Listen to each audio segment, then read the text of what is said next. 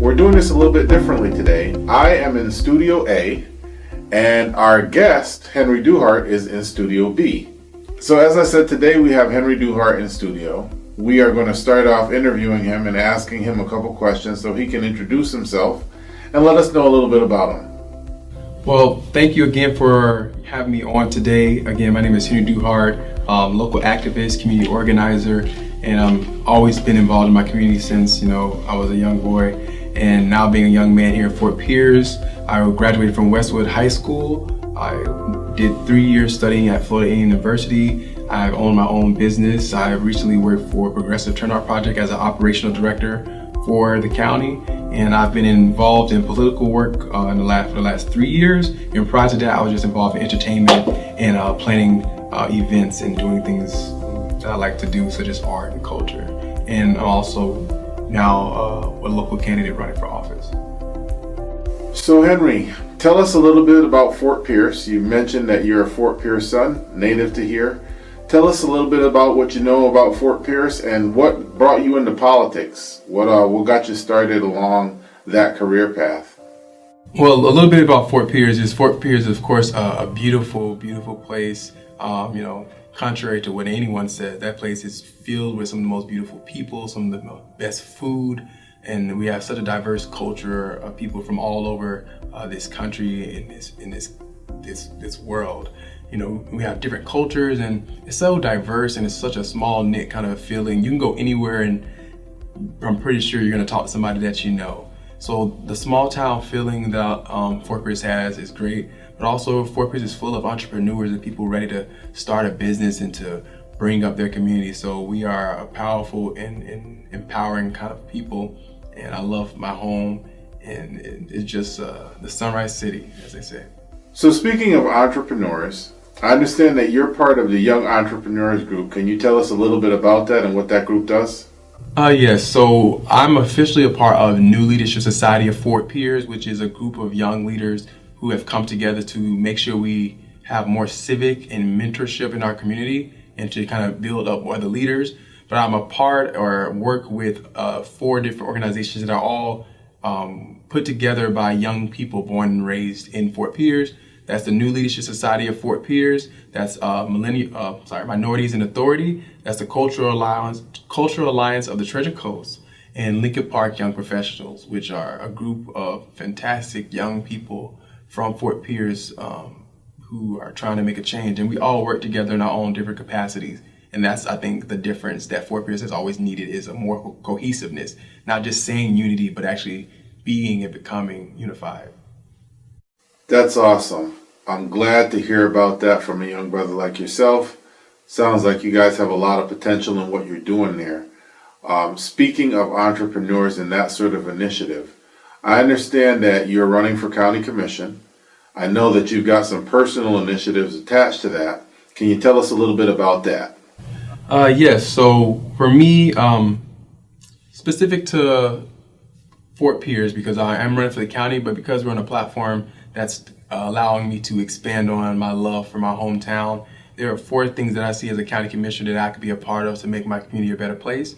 That is my security community plan, which is basically me working with the city of Fort Pierce PD, and collecting both grant funding and private funding to fund home security cameras in high crime and low income neighborhoods, and do a 3-4 year study where we are going to basically provide home security and teach it to be as a human right for your community, and provide it to these communities. Do a study to see if we can lower those crime rates in our northern part of our county so that we can all progress, because you have to have those numbers. Your crime rates can't, branding is everything in this new age. So we can't just lie about it though. We got to get real solutions, and that's what you get when you vote for Henry Duhart.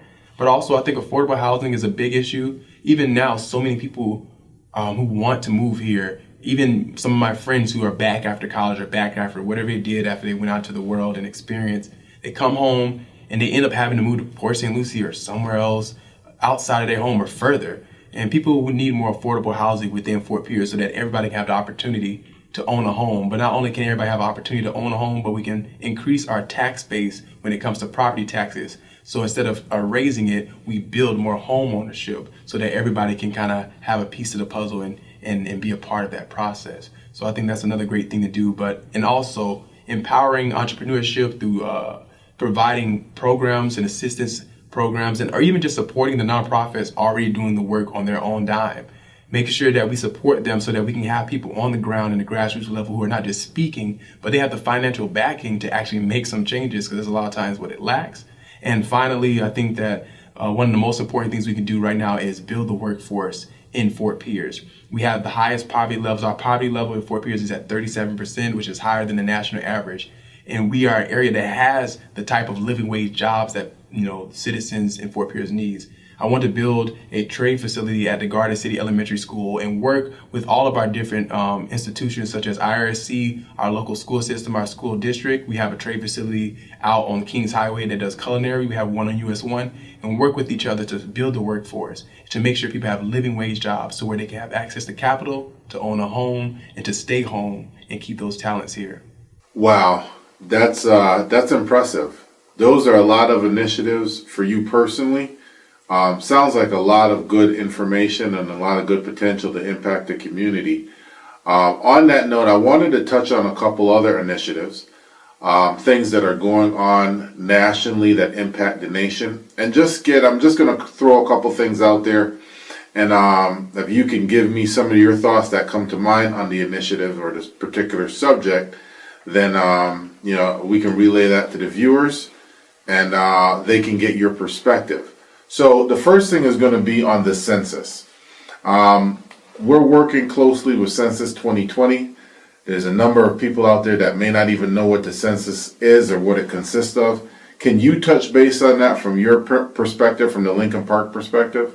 Well, I think there's two. There's the before and there's the after. So the before is I'm going to be very adamant about promoting the census on my new campaign videos that we're going to be releasing, even my photos and even my campaign signs. I'm working on having the census information on there so that I can do all I can to make sure I use my platform to promote this information. Because a lot of times people are just not as knowledgeable. If you put in their face enough, they're going to do it. It's very important that we do all we can. But there's the after too, because we are what we are because of what we accumulated before we got to that point. I think as a leader, I'm going to be way more adamant about using my platform to educate people prior to the census year. Before it comes, really energize people, really educate people, use the school district, use our connections as a county commissions, our abilities to get information and connect to our constituents from the city and the county level, use whatever we can to inform people so that even whatever we can get now is needed. But also we can't just get upset even if it doesn't go our way. The leaders must come together to make sure we educate people even in the after, so that the next time the census comes, we can reach that 90%, 100% of people in our county, from Fort Pierce to Port St. Lucie to St. Lucie Village to Hutchet Island, who did their census. And a lot of people are not knowledgeable that you doing your census provides money for your municipality, provides money for those things. Just doing your census gives money to those governments. That's how they decide how much money goes to different communities. So I think just educating people on this, the whole thing. Don't just assume people know. Don't just assume that people were educated. Don't just assume that people took as many civic classes as you did. As a leader, do all you can to lead as many people to the information. And I think I know I can increase the access to knowledge in our community, especially in Fort Pierce. Okay, so absolutely. Not assuming is really important. As a matter of fact, the census date has been moved up. For a lot of people, the assumption may be that get your census in by October 30th or end of October. And that is not the case. The due date for the census has been moved up to September 30th. So let's make sure that we're all aware of that and that we're moving towards that goal to have all of our census information in by then. With that being said, I'm going to pivot actually to voting, which is another sort of hot button topic and issue that's current, and that people would want to hear your perspective on. You're running for office. There's also a national election coming up November 4th. Can you touch on the importance of voting? Because as you said, Lincoln Park is lagging in terms of the percent completion for the census. And we want to make sure that as many voters get out as possible, whichever side of the aisle. The important thing is that you actually do vote. Can you touch on that a little bit and share some of your perspective? Well, I found that, when our leaders and when the people who truly care about our community are adamant about enlightening and empowering others, even with the knowledge of voting, you see higher voter turnout. It won't just happen naturally. So for me, I've said it a couple times before that I can't really say, I can only do. And I think we need more doers in our community to educate, but not just educate, but to push. Even if that means you driving them to the poll, or you and a couple of people coming together to rent a couple of vans, or taking all the churches that we have within Lincoln Park. And during the voting cycle, we donate those vans to cycle people to the polls. So it's like, again, we have the tools, we have the resources to increase voter turnout. We have all we lack is the word that we put on posters, but are we really unified? We put it on our posters. We have we have days named after the Unity Day, and we do all these, but are we truly unified on the grassroots level? So that's why I'm going to be adamant about unifying people on the grassroots level concerning voting. And one of my biggest goals is in the midterm to have the highest voter turnout and do my part to make sure even the Lincoln Park community, all 9,000 of the people who are registered to vote in the community, which we need to increase because there's more people in that community. But we're going to make sure they vote next time. But we're also going to make sure that we don't assume. Or maybe that mother, she's doing all she can to work those 3 jobs and she just don't have the time. But we're going to do all we can to provide access, to provide a vote by mail slip for you, to educate you on vote by mail. Whatever we got to do is a case by case basis.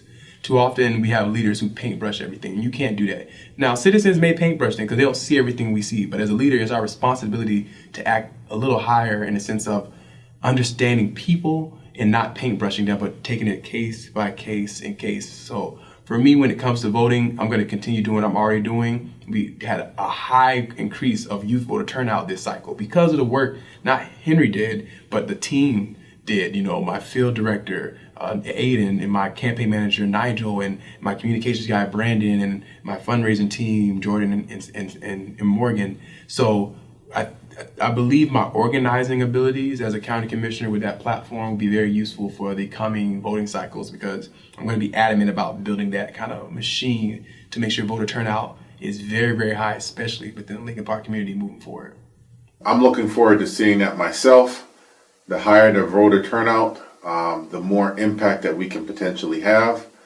And speaking of that, right now, in terms of impact and what's impacting us the most, as a society and as a nation, is this COVID pandemic.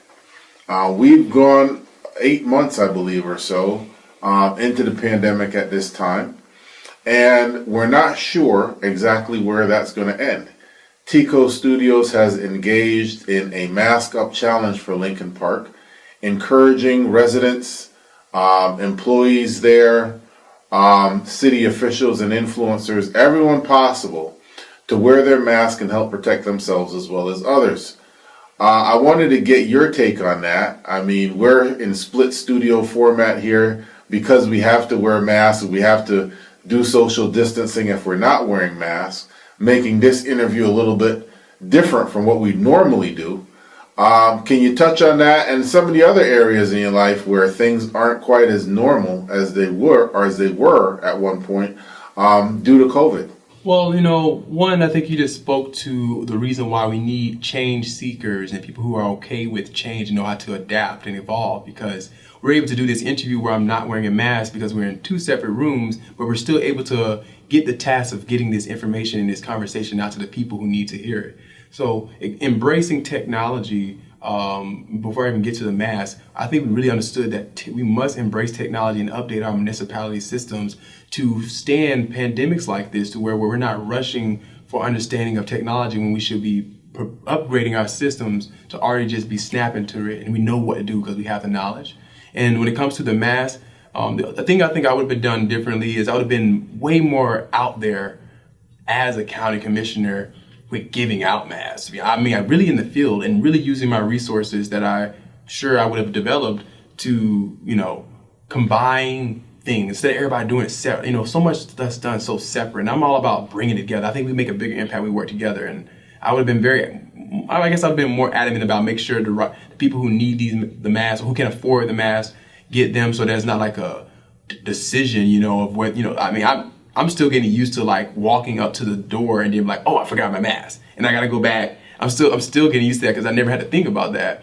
But I really would love to make sure, we make sure people are supplied with the mask. I think stepping into the shoes of also seniors in our community. I have a lot of friends who are seniors, and when it all first started happening, I never experienced it, but I also wasn't able to fully understand the complexity of it until I really just spoke to a lot of my friends who are much older than me, who are seniors in this community, and their fear for it, and some of them I haven't seen in 8 months. So just stepping to their shoes and seeing that fear for this made me even understand even more how we need to be our brother and our sister's keeper. And even though maybe you as a young person don't feel it'll affect you or you have a better chance, that doesn't mean that we shouldn't do what we need to do, protect our brother, to protect our sister.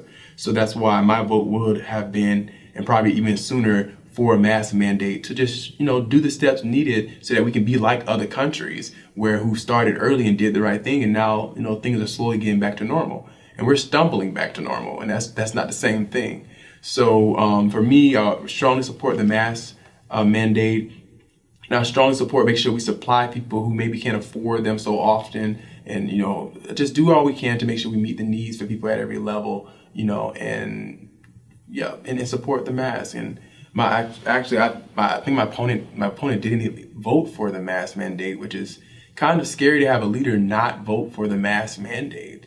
For me that's scary because we have to lead by example, and within our mission as a county it speaks on the priority of the safety of our community first. That's in our mission, and to not vote for the mask mandate is, I think, kind of not even following the mission of the county that you're supposed to represent.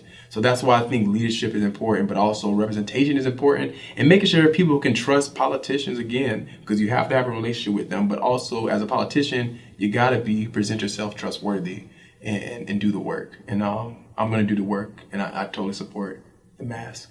And I think it's doing a good job. But also education about this, and education about healthy eating. It's not just put a mask on and sanitizer, but people understand that your eating habits can add to whether you fight this better or not. And there's so much information that we can be putting out in a better way so that people can really do the things needed to get through this together. Okay, well said. So you covered a lot of topics there relating to mask wearing and mandates and so forth.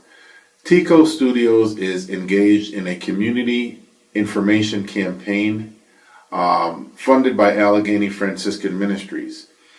A number of the things that you've already discussed, we've touched on, and I wanted to pivot based on what you said about mandates and people having access to masks and the supply thereof.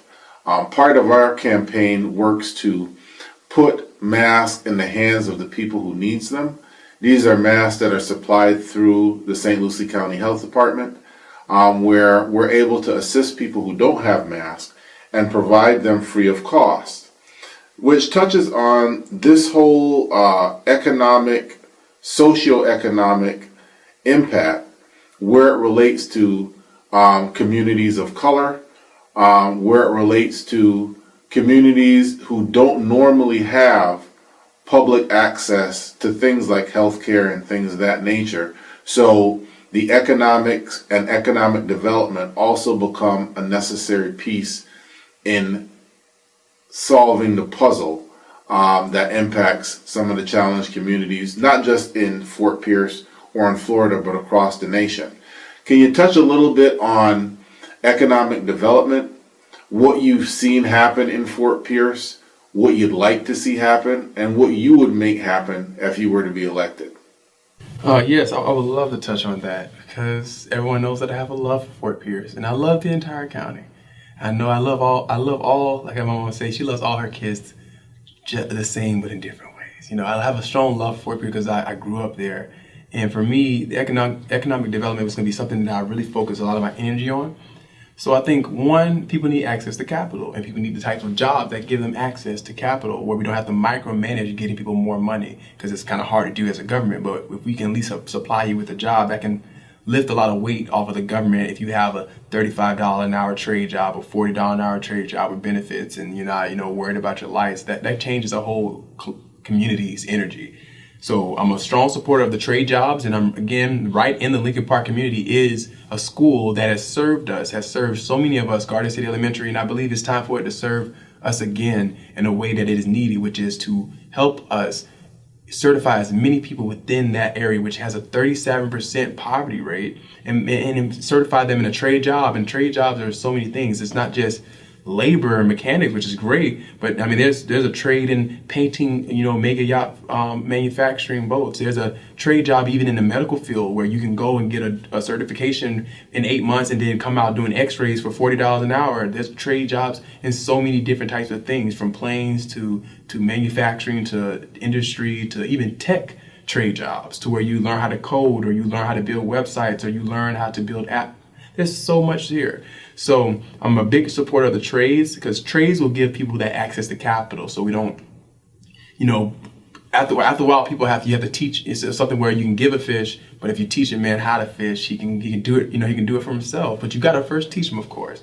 So providing those trade jobs and building the workforce will give people access to capital, bringing people in here who are going to give loans to our community. And we don't need to worry about that. People are just, I don't get a loan from here, I don't get a loan from here. Guess what? There are major black banks some have merged, and there's One United, who I know a lot of people have been getting One United cards in Fort Pierce.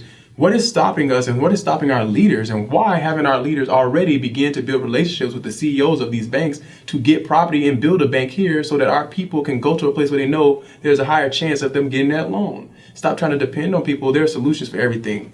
And in Fort Pierce, people are purposely in cycle. The cycles in Fort Pierce are on purpose. And I think new leadership will bring a light to that. So I think bringing people who are actually going to give loans to people as well, the bigger loans, like those One United, would be something that I'm adamant about. Find them a new nice location here in Fort Pierce, Florida.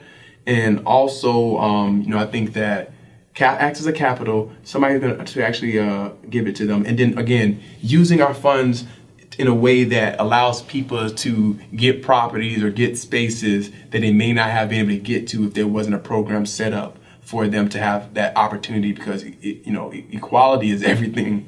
And just because we're at the same level doesn't mean we have the same support. And there's a picture that shows that very well, of these people standing. One guy is so tall that he looks over the fence, and then the other guy has 3 steps, and the other guy has 5 steps. Kind of painting to people what equality means, which is the same opportunity to own a place, but also your class or how much you make shouldn't stop you from being able to own a home or whatever. There should be initiatives to help different people. So make sure those initiatives are there. They're going to be major. So access to capital through building the workforce, bringing in people and banks and companies that's going to give our communities, especially our minority communities, the opportunity to get a loan to start their business. And then also just making sure there's equity and equality there, to where we have programs set up so that there are situations set up to people have opportunities, just like the Marriott being built. Is there an initiative there for people who have lower income but want to start a business to be a part of a couple of those storefronts being built at the Marriott in downtown Fort Pierce? That's something people should be talking about, because it shouldn't just be outside of businesses. It shouldn't just be private businesses. It shouldn't just be, the fancy smashy, which I'm down for. But a good percentage should be local people who are able to get a storefront facility at the new Marriott that their tax dollars help with, but also be a part of that growing economy. So that's why I think representation is important. So economic development, especially within in the Lincoln Park community and throughout the community, is going to be very important, because I grew up in Sunland Garden. And I'm sorry I thought about this, but I really want this message to be out there, that we must expand the black community, people understanding of what the black community is, because there's so much historical value throughout Fort Pierce. People think Lincoln Park is the only community. It's Lincoln Park, it's Sunland Garden, it's Harmony Heights, it's Paradise Park, it's Sheraton Plaza. Don't let them limit our power, and don't let them limit how much influence we have throughout that city. And so I'm going to be very adamant about developing every part of Fort Pierce, every community in Fort Pierce, and every minority community in Fort Pierce to make it better for everybody. Well, thank you so much for that. We really appreciate you coming out and sharing, working with the Lincoln Park Guide, and being the first interview on Lincoln Park TV. We want to personally invite you to join us as we move forward. We're going to have a number of initiatives, contests, virtual events, and so forth, related to just the things we're talking about. The Census, Vote 2020, economic development within Lincoln Park, and our whole COVID-19 response and preparedness, and us protecting one another. So we encourage you to come out. We hope to see you as well as everybody else watching. as at those related events. It's Representative Larry Lee who a couple years back introduced Restoring the Village and that initiative through his state representation. And him doing such an excellent job and being a visionary on that, we are only sort of piggybacking on the village that he's restored to try to protect that village through this Protecting the Village campaign with all our collaborators and funded through Allegheny Franciscan Ministries. So Henry, thank you again. We wish you the best of luck in your race coming forward. And thank you so much for your contributions and all that you've shared today on Lincoln Park TV.